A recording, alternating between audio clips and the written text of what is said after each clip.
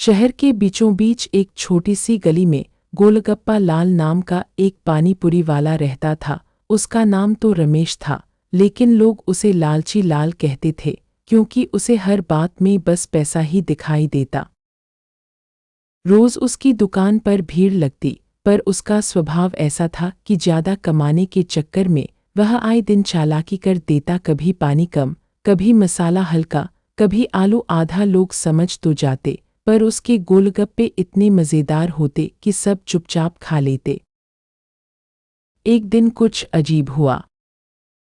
दोपहर का समय था, सूरज तेज चमक रहा था और रमेश अपनी दुकान पर बैठा ग्राहकों का इंतजार कर रहा था। तभी दो बच्चे आए, रवि और मोनू। उनके हाथ में मुट्ठी भर सिक्के थे।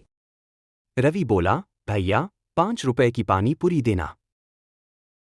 लालची लाल ने बच्चों के सिक्कों को देखा और सोचा, इनसे ज्यादा पैसे नहीं निकलेंगे, तो इन्हें कम पूरी देकर काम चलाता हूं। उसने प्लेट में बस 3 पानी पूरी रखी। मोनू हैरान हुआ, भैया 5 रुपए में तो 7 पानी पूरी मिलती हैं। रमेश झल्लाकर बोला, अरे महंगाई बढ़ गई है, अब 3 ही मिलेंगी।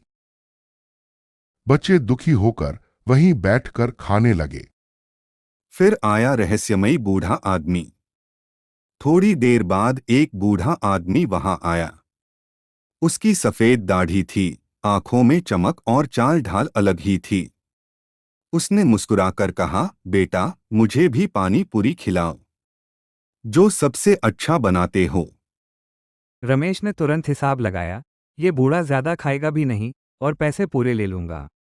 उसने झट से 6 पानी पूरी रखी, पर उनमें आलू और मसाला बेहद कम था। बूढ़े ने एक पानी पूरी खाई, फिर मुस्कुराकर बोला, बेटा स्वाद तो ठीक है, पर लालच बहुत खराब चीज होती है। रमेश चौंका, आप क्या कहना चाहते हैं? बूढ़ा बोला, जितना दोगे उतना ही वापस मिलेगा। लोगों को धोखे में रखोगे तो तुम्हारे पास से भी अच्छी चीजें चली जाएंगी।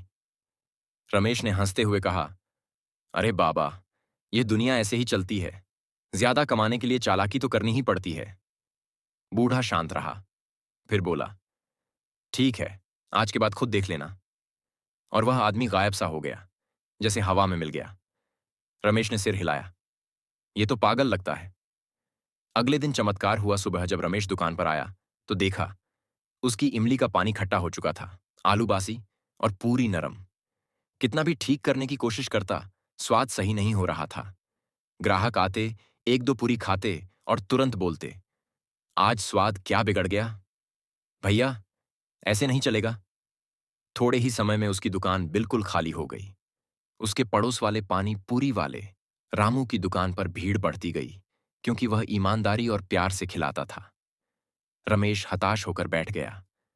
उसे वहीं बूढ़े आदमी की बात याद आई, जितना दोगे उतना ही वापस मिलेगा।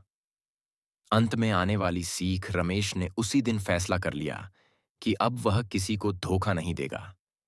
उसने सारी खराब चीजें फेंकी, ताजा सामग्री मंगाई और ग्राहकों को मन से पानी पूरी खिलाने लगा। धीरे धीरे उसकी दुकान पर फिर भीड़ लगने लगी। इस बार लोग उसे लालची लाल नहीं कहते थे, बल्कि ईमानदार लाल कहते थे। और रमेश ने समझ लिया, लालच से पैसा तो मिलता है, पर इज्जत और स्वाद दोनों खो जाते हैं।